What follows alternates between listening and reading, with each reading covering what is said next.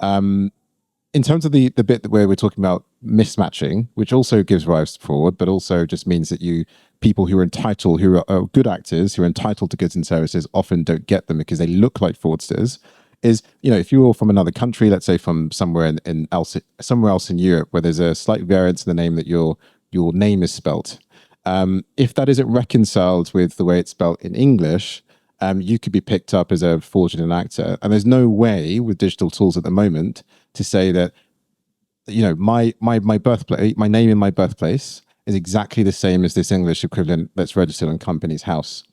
And so Companies House has had a bit of an issue. Now, the Economic Corporate Crime and Transparency Act was the supposed policy resolution for that, where every director and delegated authority within a business had to come in and prove who they are with passports and so on.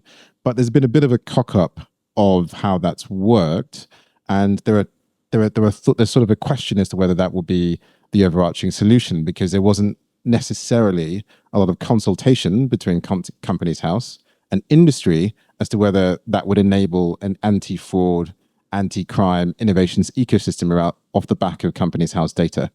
So whether it will work is, again, it's well intentioned, but whether it will work as a thing for the future is still yet to be seen.